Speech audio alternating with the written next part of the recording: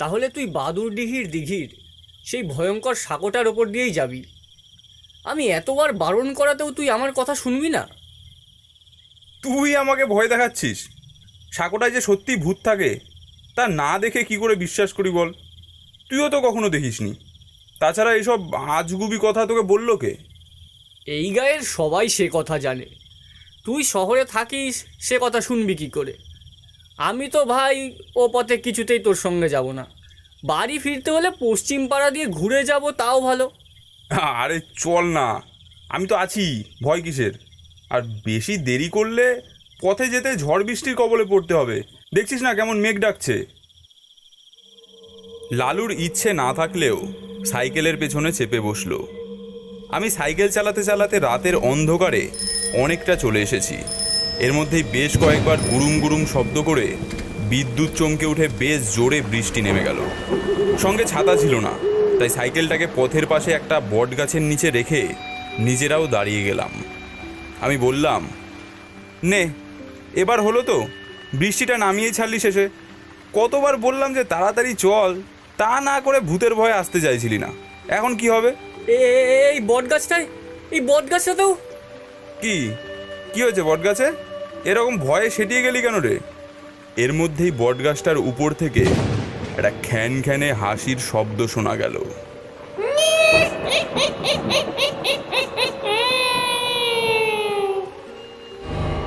এই কে রে?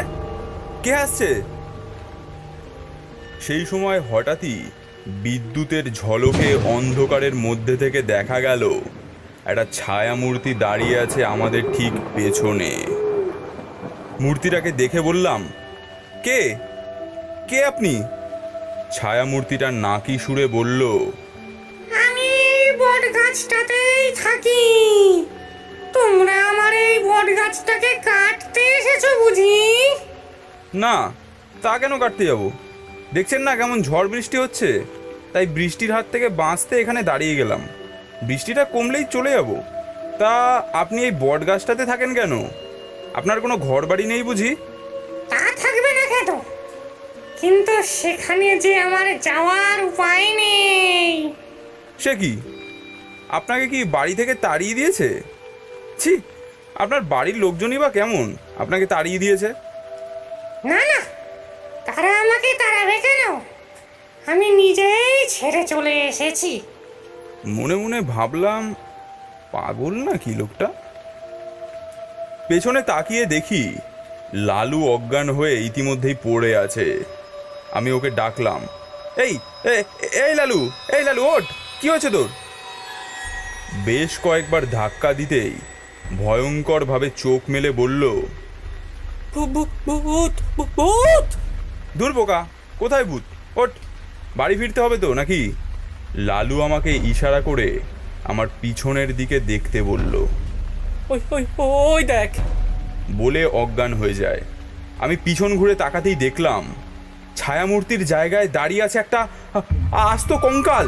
তার চোখ দুটো আগুনের মতো জ্বলছে আর সাদা দাঁত বার করে খিক খিক করে হেসে উঠছে। যা, পালা এখান থেকে, পালা, শিগগির পালা, নইলে তোদের দুটোর মুন্ডু চিবিয়ে খাবো। এই কথা শুনে আমি থর থর করে কেঁপে উঠলাম। লালুকে এক হাত দিয়ে টান দিয়ে তুলে পড়িমড়ি করে ঝড় বৃষ্টির মধ্যে সাইকেল ফেলে দিলাম এক দৌড়। অন্ধকারের মধ্যে হোঁচট খেয়ে কাদার মধ্যে পড়ে গেলাম, তবু দৌড়াচ্ছি। লালু আমার পিছন পিছন আসছে। এইভাবে অনেকটা পথ এসে একটা বাঁশের সেতু দেখতে পেয়ে সেখানে দাঁড়িয়ে গেলাম। লালু হাঁপাতে হাঁপাতে আমার পিছনে এসে বলল, ওরে ওরে, এবার প্রাণটা বুঝি আর থাকবে না রে। এইবার আর বাঁচবো না, শিগগির পালা এখান থেকে। আমিও বৃষ্টির জল কাদায় ভিজে গেছি। একটুখানি ধাতস্থ হয়ে বললাম, কেন বাঁচবো না কেন? আমরাও তো প্রায় মরতে মরতে বেঁচে ফিরে এলাম, এখন আবার কি হয়েছে? আরে আরে, এই তো সেই বাদুড়ডিহি দিঘির সেই ভয়ানক সাঁকোটা।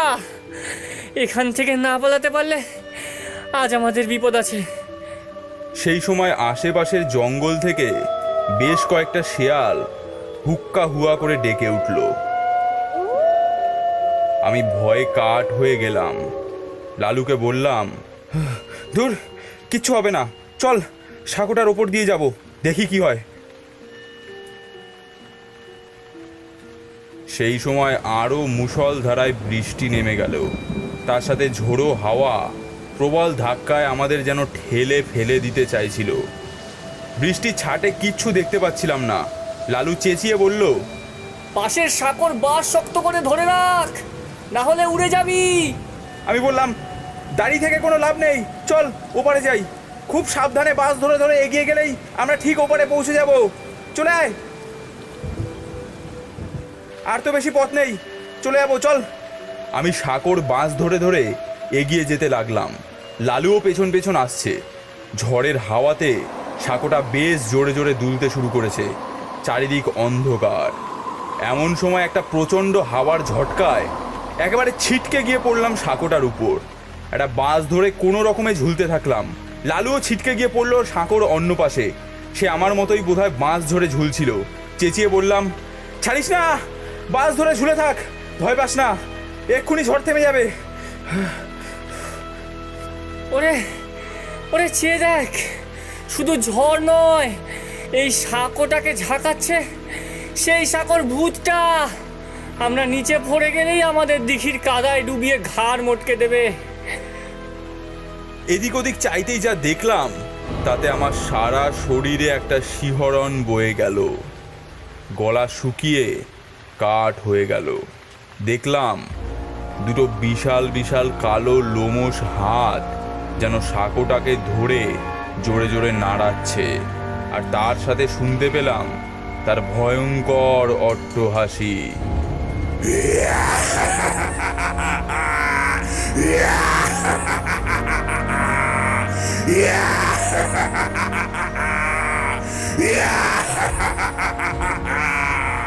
সেই হাসির শব্দে সমস্ত আকাশ বাতাস মুহূর্তের মধ্যে কেঁপে উঠল। আমি কোনো রকমভাবে অতি কষ্টে বেশ কিছুক্ষণ ঝুলে থাকার পর বুঝতে পারলাম ধীরে ধীরে সব যেন শান্ত হয়ে আসছে। একসময় সাঁকোটা স্থির হয়ে গেল, তবে বৃষ্টি আর ঝড়ের দাপট তখনও সমানভাবে চলছে। লালু কোনো রকমে উঠে এসেছিল, আমার দিকে হাত বাড়িয়ে বলল, আয়, উঠে আয়, বেঁচে গেছি বোধ হয়, শিগগির চল।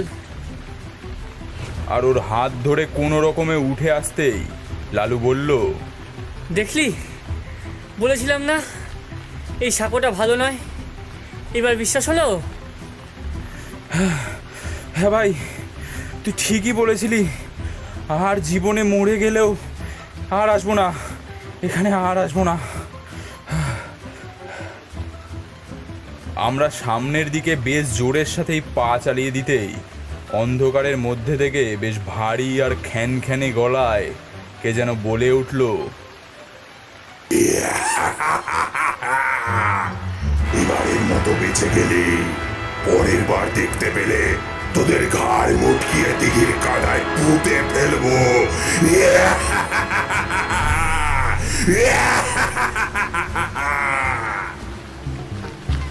ভয়ঙ্কর সেই হাসির শব্দ শুনে সামনের দিকে দিলাম দুজনের ছুট। বাঁচাও বাঁচাও বাঁচাও, ভূত বাঁচাও, পালা, জোরে জোরে পালা, তাড়াতাড়ি, পেছনে তাকাস না। দৌড়াতে দৌড়াতে একেবারে একেবারে দম ছাড়লাম লালুদের বাড়িতে গিয়ে।